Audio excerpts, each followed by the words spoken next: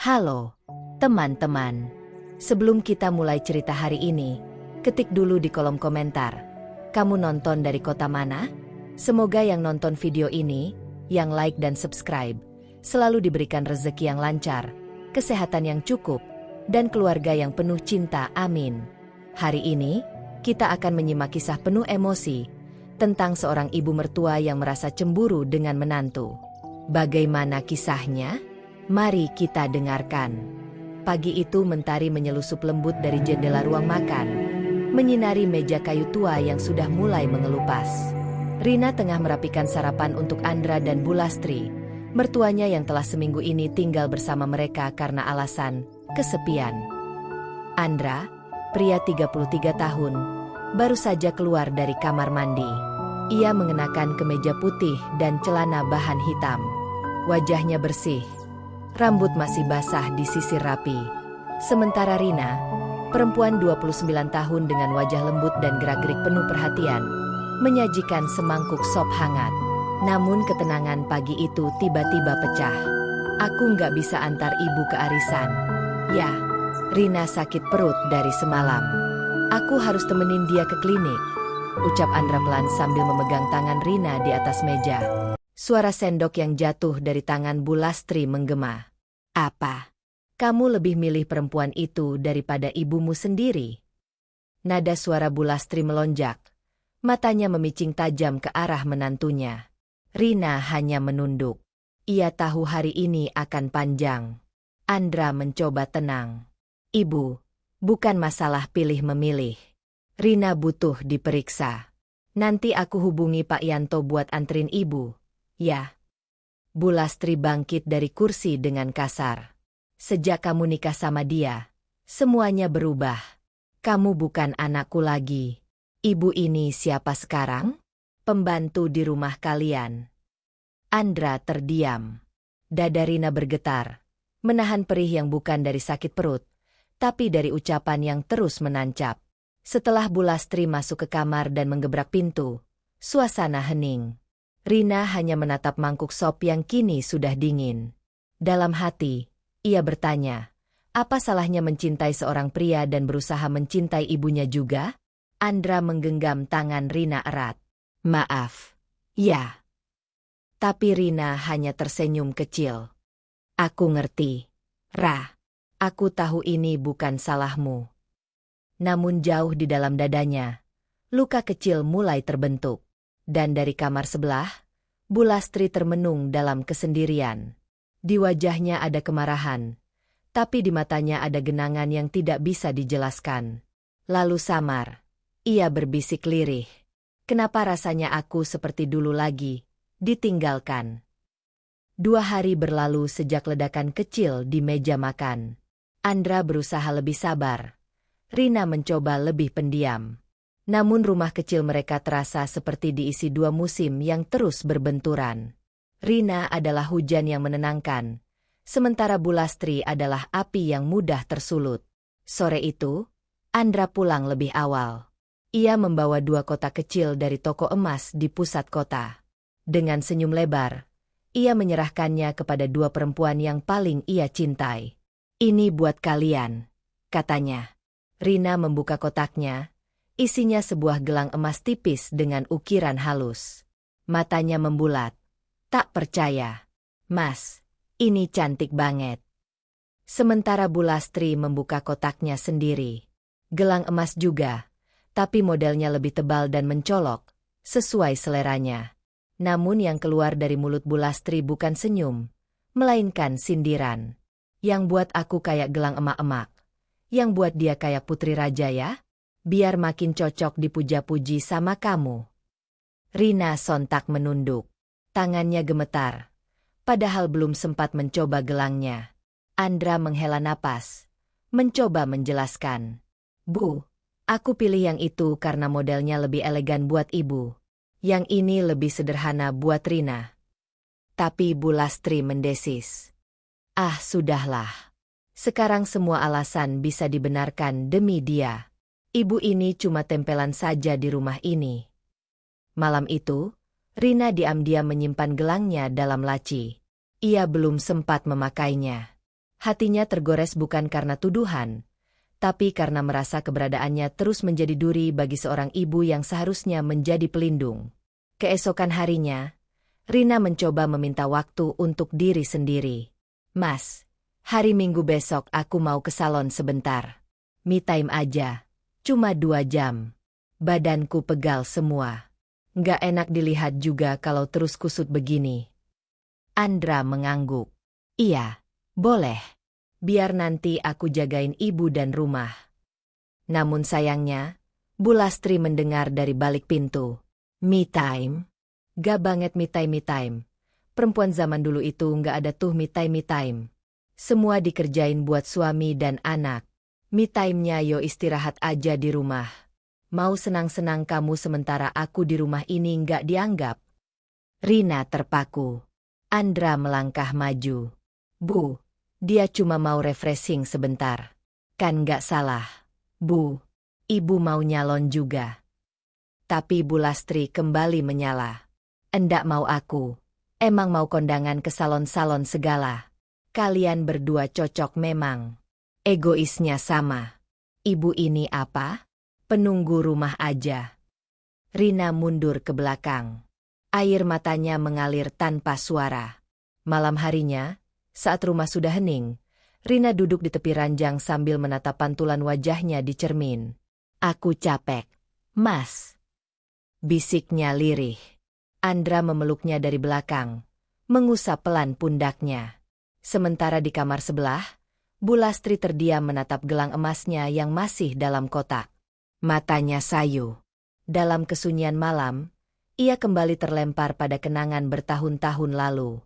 Saat ia menerima hadiah kalung dari suaminya, yang ternyata juga memberi hadiah yang sama pada perempuan lain. Perasaan itu kembali, perasaan dibagi, perasaan tidak diutamakan. Dan ia benci melihat itu terjadi lagi. Bahkan jika itu pada anaknya sendiri. Pagi itu, langit Jakarta cerah. Burung-burung gereja berkicau di pagar besi. Udara masih sejuk dengan aroma teh hangat yang diseduh Rina di dapur. Rina berdiri sambil memandangi jendela ruang makan. Tatapannya kosong, namun hatinya berusaha tetap utuh. Ia tahu, perang batin bukan untuk dimenangkan, tapi dipahami. Andra datang dari belakang, memeluk pelan pinggang istrinya. "Masih kepikiran ibu?" tanyanya lembut. Rina mengangguk pelan. "Aku cuma nggak mau kamu terus di tengah kayak gini, Mas. Aku tahu ibu bukan orang jahat, tapi dia butuh sesuatu yang nggak bisa aku kasih." Andra menatap mata istrinya. "Apa itu?" Rina menarik napas. "Perhatian anaknya. Mungkin selama ini ibu merasa kamu lebih mentingin aku dibanding ibu. Coba bawa ibu jalan-jalan hari ini. Berdua aja. Bukan karena aku nyuruh, tapi karena Mas memang mau." Andra menatapnya sejenak, lalu mengangguk. Tak lama kemudian, Andra mengetuk pintu kamar ibunya. "Bu, ayo, kita jalan-jalan. Ke taman, makan siang, muter-muter aja kemana ibu mau. Kita udah lama nggak ngobrol berdua." Dari balik pintu, suara Bu Lastri terdengar datar. "Ngapain? Biar nanti dikira aku ganggu waktu kalian." Andra membuka pintu perlahan. Ia masuk, duduk di sisi ranjang. "Atgafirullah Bu, aku ini anak ibu. Nggak ada yang bisa gantiin posisi itu. Aku cuma mau kita punya waktu. Seperti dulu." Bu Lastri memalingkan wajah. Tapi Andra melihat kelopak matanya sedikit memerah. Setengah jam kemudian, keduanya sudah berada di dalam mobil. Perjalanan menuju taman kota penuh dengan keheningan. Sampai akhirnya, saat duduk di bangku taman di bawah pohon rindang, Andra memecah sunyi. "Bu, kenapa ibu kayaknya berat banget sama Rina?" Bu Lastri diam. Andra melanjutkan, "Dia udah coba jaga sikap, Bu. Aku tahu dia nggak sempurna. Tapi aku juga tahu, dia selalu berusaha bikin ibu senang." Pelan-pelan, Bu Lastri bersuara. "Aku nggak marah sama dia. Aku marah sama diri aku sendiri. Sama masa lalu yang nggak pernah sembuh." Andra menoleh. Ibu pernah ngerasa sendiri banget. Dokter Randa. Dulu waktu ibu difitnah tetangga, bapakmu diam aja. Nggak pernah belain. Malah pergi malam-malam, pulang pagi. Ibu masak, ibu jaga kamu, tapi nggak pernah dianggap. Andra terdiam. Suaranya tercekat. Bu, aku nggak tahu soal itu. Bu Lastri menatap lurus ke depan. Dan sekarang, aku lihat kamu, bela istrimu, ngurus dia, sayang banget. Ibu senang. Tapi juga iri. Kenapa dulu bapakmu nggak pernah kayak gitu sama ibu? Mata Andra mulai berkaca-kaca. Maaf, Bu. Bu Lastri menoleh padanya. Senyumnya kaku. Kamu nggak salah, Nak. Cuma, mungkin hatiku yang belum sembuh. Dan Rina, terlalu mirip sama aku dulu. Itu yang bikin sakit. Andra menggenggam tangan ibunya. Kalau gitu, izinkan aku dan Rina bantu sembuhin itu, Bu. Sore itu, sebelum matahari tenggelam, Bu Lastri mengangguk pelan. Bukan dengan kata-kata, tapi dengan air mata yang diam-diam menetes, seolah meluruhkan sisa-sisa kepahitan yang sudah bertahun-tahun dipendam. Sejak obrolan di taman, sikap Bu Lastri tak lagi sekeras sebelumnya. Ia masih sering diam, masih suka menghela napas panjang tanpa sebab, namun kemarahan tajam di matanya mulai meredup. Di rumah, suasana perlahan menjadi lebih tenang. Rina tetap bersikap seperti biasa, lembut, perhatian, dan tidak pernah membalas walau dihujat. Tapi ada satu hal yang belum Rina tahu, bahwa percakapan antara suami dan ibu mertuanya telah mengguncang lapisan paling rapuh dari hati seorang ibu. Suatu siang saat Rina sedang membersihkan lemari tua di ruang tamu, ia menemukan sebuah kotak kayu berdebu di bagian bawah. Rasa penasaran membuatnya membukanya perlahan. Di dalamnya, tersimpan foto-foto tua. Ada satu foto yang mencolok. Bu Lastri, masih muda, mengenakan kebaya kuning pucat dengan riasan pengantin. Tapi yang membuat Rina terpaku bukanlah senyuman di foto itu, melainkan mata yang tampak menyimpan air mata yang belum jatuh. Ada juga surat-surat pudar, berisi tulisan tangan seorang wanita yang marah dan luka. Rina langsung menutup kotak itu. Ia tahu batas. Tapi sebelum mengembalikannya, ia memotret salah satu foto dan menyimpannya, bukan untuk disebarkan, tapi untuk dikenang. Malam itu, Rina mencoba mendekati Bu Lastri di dapur. Bu, tadi aku nemu kotak kayu di lemari. Aku udah balikin. Tenang aja, tapi aku lihat fotonya. Ibu cantik banget waktu muda. Bu Lastri yang sedang mengaduk sup langsung terdiam. Sendok di tangannya berhenti di tengah udara. Kenapa kamu buka-buka lemari orang? Suaranya lirih, tapi ada getar tajam di baliknya.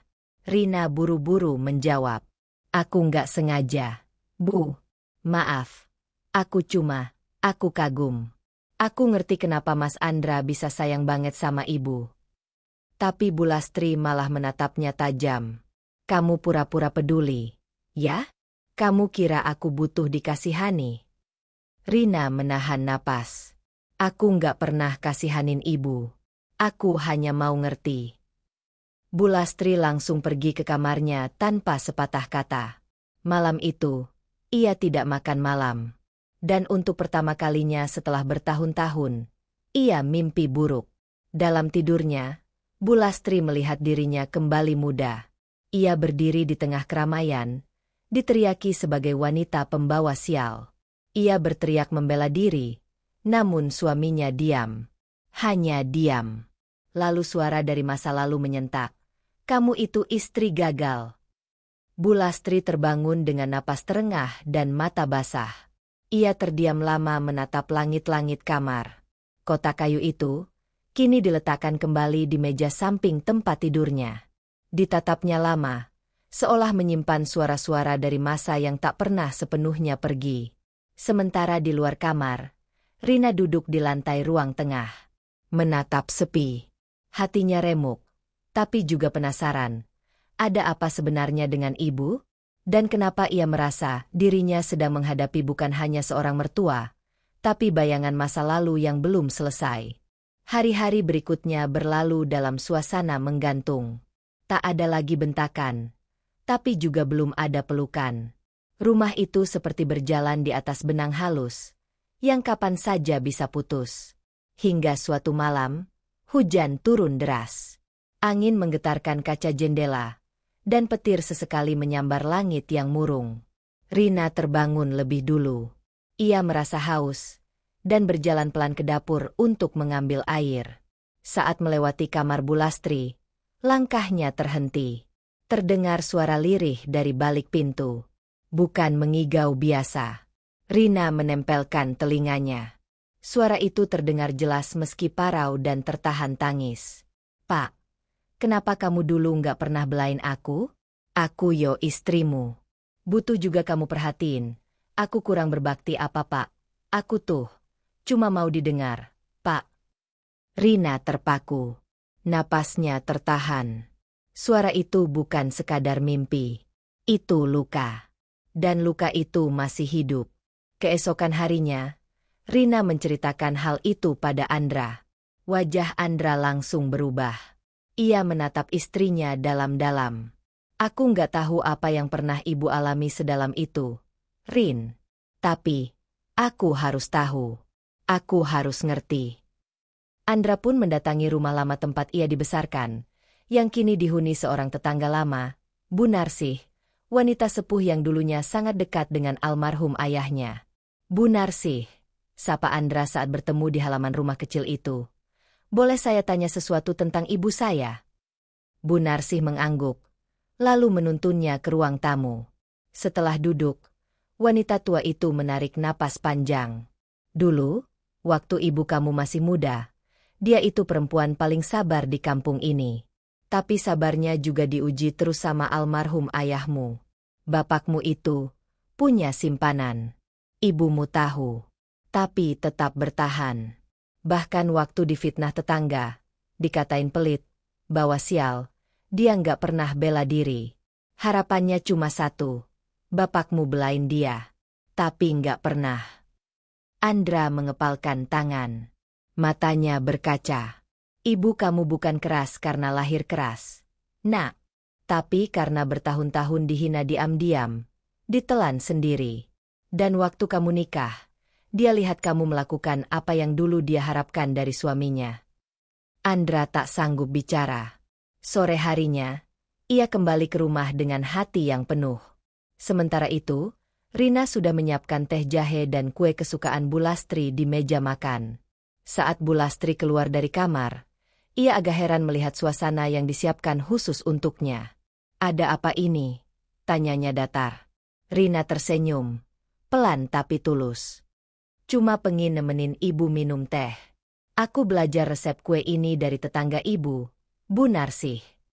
Bu Lastri mematung, lalu duduk, pelan. Tatapannya berubah sendu. Andra kemudian keluar dari dapur, duduk di samping ibunya. "Bu, aku minta maaf. Karena baru sekarang aku ngerti. Luka ibu sedalam itu." Bu Lastri tersentak. Tangannya refleks mengepal. "Aku tahu, Bu, tentang semuanya." Air mata Bu Lastri menetes, tanpa bisa ditahan lagi. "Maafkan ibu. Ibu nggak benci Rina. Ibu cuma takut. Takut lihat kalian bahagia. Takut kalian lalui semua yang aku nggak pernah punya. Dan itu menyakitkan." Rina menggenggam tangan mertuanya. "Ibu nggak sendiri sekarang. Kalau ibu mau, kita bisa mulai dari nol. Sama-sama belajar sembuh." Tangis itu pecah.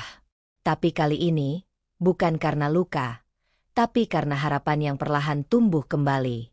Sejak malam itu, segalanya tak langsung berubah.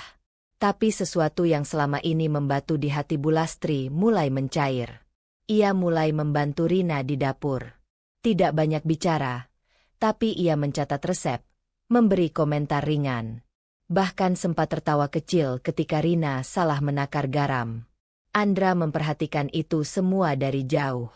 Dalam diam, ia tahu bahwa luka masa lalu ibunya takkan pernah benar-benar hilang.